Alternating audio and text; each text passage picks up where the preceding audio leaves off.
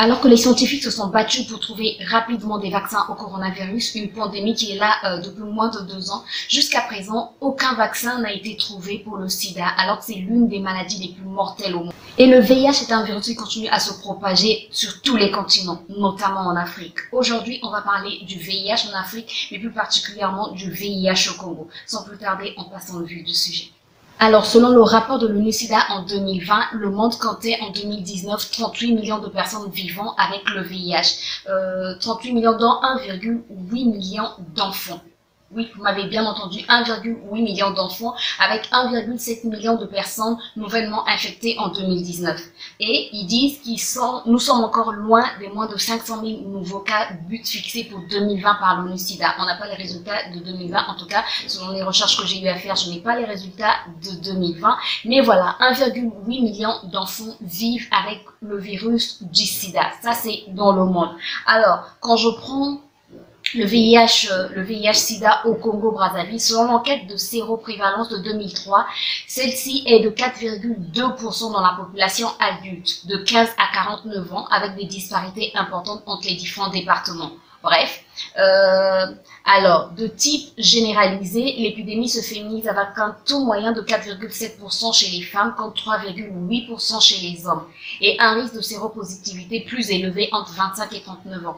Il faut savoir que au Congo particulièrement, surtout la population analphabète, ils ne croient pas trop au sida. Je pense qu'on ne parle pas assez, on a arrêté de parler du sida. On a arrêté dans les hôpitaux. Peut-être qu'on n'a pas arrêté, mais on n'en parle pas assez. On n'en parle pas assez dans les endroits assez reculés. On en parle dans le milieu scolaire, par exemple, mais dans les endroits reculés, dans les villages, dans les zones rurales, on ne parle pas assez du sida. Et il faut savoir que les plus jeunes sont les plus infectés aujourd'hui, parce qu'ils s'en foutent. Vous savez comment c'est défini le sida? Le sida est défini comme étant le syndrome inventé pour décourager les amoureux. Vous vous rendez compte? Syndrome inventé pour décourager les amoureux. C'est comme ça qu'on qualifie le sigle SIDA ici au Congo, parmi la population analphabète ou peu instruite. Tout ça pour dire que les gens n'y croient pas. Quand une personne, j'ai reçu un témoignage en fait d'une personne qui a une maman qui est morte du sida. C'est une fille qui est allée à l'école, une fille avec laquelle j'étais en cours à l'université, mais elle m'a dit, c'est pour vous dire à quel point les gens, même les intellectuels, ont cette idée-là dans la tête. Elle m'a dit, sa mère est morte de sida. Quand elle était hospitalisée, elle m'a dit, non, maman n'a pas le sida. Maman, c'est de la sorcellerie. C'est du sida qui découle de la sorcellerie. C'est un sida maléfique. Bref, je ne dis pas que ça ne peut pas exister. Parce qu'ici, chez nous, la réalité fait qu'on sait que la sorcellerie existe et qu'il y a vraiment des gens qui souffrent d'un sida maléfique. C'est vrai. Mais là, la personne avait vraiment le sida. Parce que la personne, c'est vrai qu'elle était mariée, mais elle avait un amant, on va le dire comme ça, elle avait un amant qui était décédé du sida. Donc, on savait très bien que cette femme-là souffrait du sida. Les résultats avaient montré qu'elle souffrait du sida. Mais sa fille intellectuelle m'a dit, maman n'a pas le sida, c'est pas le sida qu'elle a, en fait, c'est un sida issu de la sorcellerie. Vous voyez à quel point les gens, comment dire ça? Les gens sont inconscients, les gens. Mais j'étais même en train de discuter avec une de mes sœurs. Je disais à une de mes sœurs, même les jeunes sont tellement inconscients que le sida est, comment dire ça?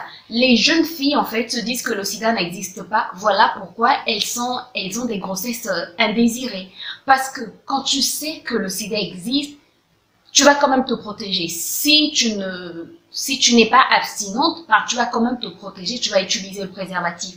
Mais jusqu'à avoir des relations intimes sans protection, sans préservatif, tout simplement parce que ces jeunes filles-là ne sont pas conscientes que la maladie existe. Est-ce que le gouvernement n'en parle pas assez? Je pense que oui. Je pense que quand c'est un peu relâché, je pense que on s'est dit que tout le monde est informé, que tout le monde est au courant, que voilà, que maintenant on peut laisser tomber, tout le monde le sait. Même si on en parle, comme je l'ai dit tout au début, on n'en parle pas assez. On n'éduque pas assez notre population, surtout la population jeune, parce que c'est elle aujourd'hui qui souffre énormément, qui est énormément contaminée, qui souffre énormément de cette maladie. Et encore, je connais un quartier dans lequel, mais je pense que plus de 50% de la population de ce quartier souffre du sida. Plus de 50% de la population de ce quartier est contaminée. Et ce sont les gens de ce quartier qui m'en ont parlé. Ils savent bien que telle personne a le sida, telle personne a le sida. Dernièrement, on me parlait encore d'une histoire. Une femme assez âgée qui est allée vivre dans ce quartier-là. Elle a quitté un autre quartier pour aller vivre dans ce quartier. Et en fait, elle a commencé à sortir avec les jeunes de ce quartier. Et un monsieur qui revenait du quartier d'où elle était avant, l'a vue dans ce nouveau quartier et a dit à une personne du quartier, mais cette femme-là, elle est maintenant ici. Son mari est décédé du sida. Et cette femme-là ne l'a dit à personne. Et dans le quartier, les gens n'avaient pas cette information que son mari était décédé du sida. Voilà comment le sida continue à se répandre. Et aussi, il y a des gens qui disent, moi j'ai été contaminée, je dois aussi contaminer les autres. Moi, la personne qui m'a contaminée l'a fait sciemment. Bref, moi aussi je vais le faire avec les autres. Voilà comment le sida est en train de se répandre. Et en train de se répandre dans le milieu jeune. Pas seulement le milieu jeune, mais la jeunesse est plus... comment dire ça, la jeunesse est plus contaminée, la jeunesse est plus exposée. Voilà, c'est le mot que je cherchais. Aujourd'hui, notre jeunesse est plus exposée. Alors, si on ne prend pas les devants, si on ne parle pas à nos enfants, si on ne parle pas à nos sœurs, si on ne parle pas à nos frères, je parle plus des sœurs, des filles, parce que je suis une femme, mais on doit aussi parler aux hommes, on doit parler à nos garçons, à nos adolescents, on doit parler à nos frères, on doit parler à nos neveux, on doit les sensibiliser que le sida existe. Si vous ne voulez pas être abstinent, au moins, protégez-vous parce que le sida existe. Non seulement vous allez vous protéger contre le sida, mais vous allez vous protéger des MST, vous allez aussi vous protéger contre, contre les grossesses indésirées. Après, quand je parle du sida, ici en tout cas quand on parle du sida, on parle plus de la voie sexuelle parce que c'est la voie par laquelle le sida est plus... comment est-ce qu'on dit ça, se transmet. Voilà, c'est la voie la plus transmissible, si je peux le dire ainsi. Mais il y a plusieurs voies et les gens ne sont pas conscients qu'on peut attraper le sida même en allant se faire coiffer. Aujourd'hui, les gens vont se faire coiffer. Ça, c'est quelque chose qui me... Je trouve pas ça normal. Tu vas te faire coiffer. Vous savez, les aiguilles avec lesquelles on nous coiffe, nous les femmes, les aiguilles, ça ne coûte pas cher du tout.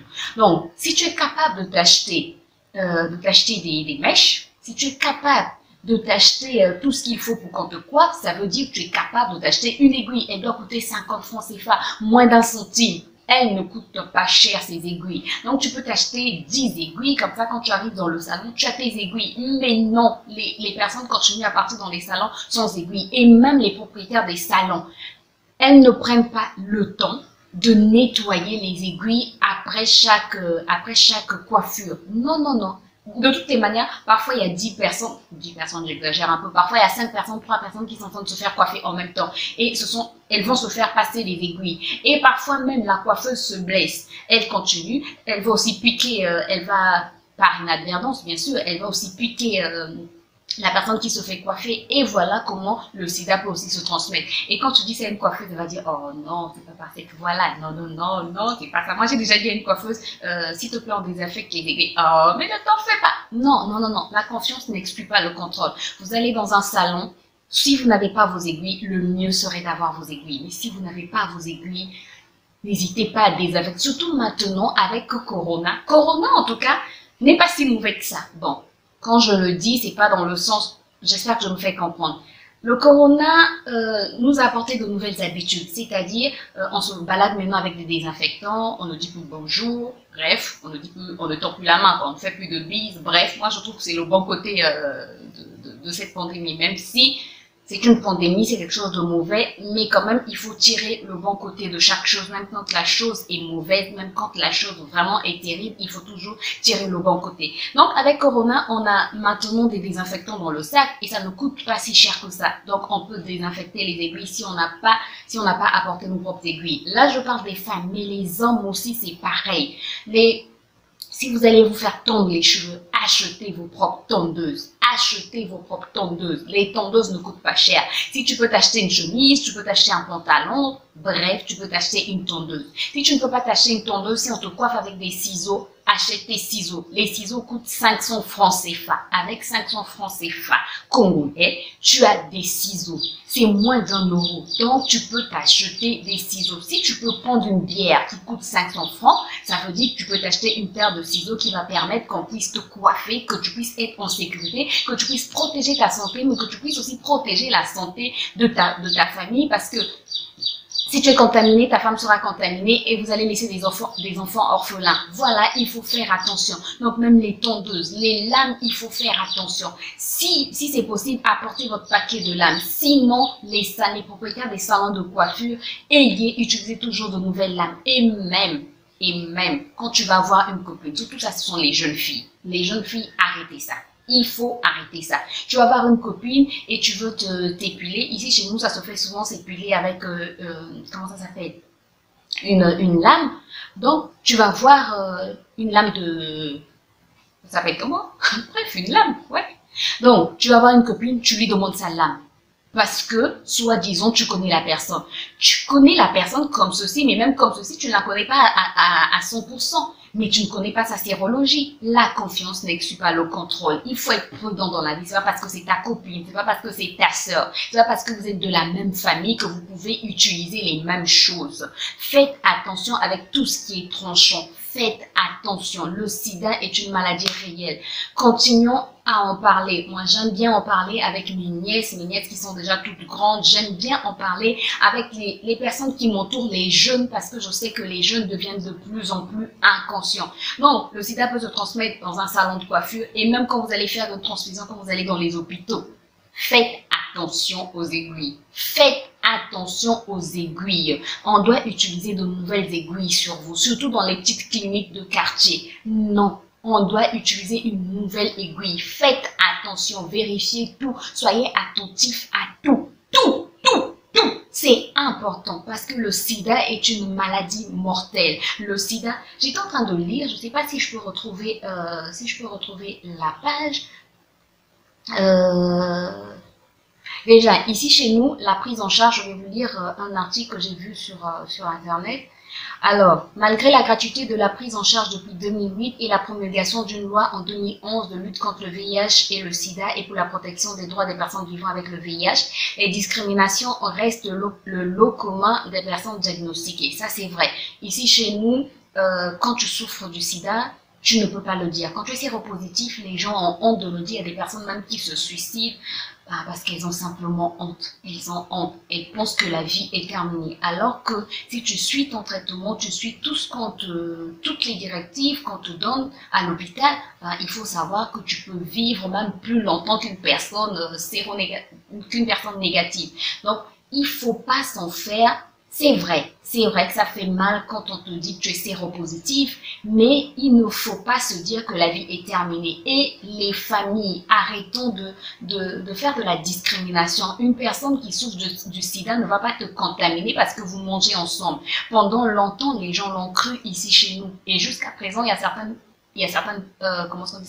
personnes qui pensent que le sida peut s'attraper juste en mangeant ensemble, juste en touchant la personne, juste en dormant ensemble. Bref, les gens pensent que le sida s'attrape comme ça, juste en discutant avec la personne. Voilà ce qui se passe dans notre pays. Ensuite, donc depuis 2013, le système de santé subit régulièrement des ruptures d'approvisionnement, notamment des antirétroviraux pour les adultes. De 2014 à 2019, on évalue le cumul des ruptures de soins à 32 mois, sans compter le manque de suivi nutritionnel et de suivi psychologique adapté. Voilà ce qui se passe dans nos pays. Voilà. Parfois, il y a des ruptures. Pourtant, c'est gratuit, mais parfois, il y a des ruptures. Et c'est compliqué quand il y a une rupture. Quand pendant plusieurs mois, tu ne peux pas prendre tes produits, c'est compliqué. Et encore, quand on parle de la discrimination, il y a une de mes sœurs qui m'expliquait, elle travaillait dans un hôpital de la place, et elle m'expliquait qu'elle voyait des gens qui partaient prendre des antirétroviraux, mais voilés carrément pour qu'on ne voie pas leur visage, tellement elles ont honte. tellement elles ont honte. Et on me parlait aussi d'une histoire d'un monsieur qui est allé faire le test.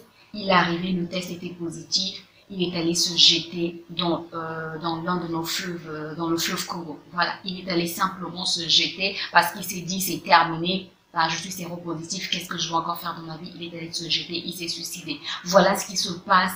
Voilà la réalité de ce qui se passe dans notre pays et je pense dans beaucoup d'autres pays. Donc, informons nos jeunes. J'insiste sur les jeunes parce que les jeunes sont trop inconscients. Trop inconscients. Ils font n'importe quoi. Voilà pourquoi on doit parler à nos jeunes, à nos enfants, à nos adolescents, d'être prudents, mais aussi d'éduquer les gens que c'est pas parce qu'une personne souffre du sida qu'on ne peut plus être proche de cette personne qu'on doit la rejeter. Non, elle a besoin de nous, elle a besoin qu'on lui tende la main. Et puis c'est pas parce qu'une personne est séropositive qu'elle a eu en ayant des relations intimes avec quelqu'un. Non, il faut enlever cette idée de la tête. C'est pas forcément ça. Voilà, ça peut être dû, comme je l'ai dit, à une transfusion sanguine ou encore dans un salon de coiffure. La contamination peut se faire dans divers lieux. Donc, il faut faire attention.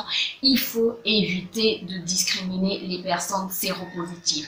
Elles ont besoin de nous, elles ont besoin de notre soutien, elles ont besoin d'être fortifiées, elles ont besoin d'être soutenues dans ce combat et tendons-leur la main. Voilà, si on a quelqu'un dans la famille qui est séropositif, qu'on ne la mette pas à l'écart. C'est vrai, on ne va plus utiliser les mêmes objets tranchants que la personne, mais ça c'est pour se protéger. Mais la personne fera toujours partie de notre famille. On va continuer à discuter, à vivre ensemble avec la personne, mais en prenant des précautions. Voilà ce que je tenais à vous dire aujourd'hui sur cette pandémie au Congo. N'hésitez pas à me dire ce que vous en pensez, comment ça se passe dans vos pays. Dites-moi si chez vous aussi les jeunes pensent que c'est un syndrome inventé pour décourager les amoureux. Dites-moi aussi si la prise en charge est vraiment réelle dans vos pays. Voilà.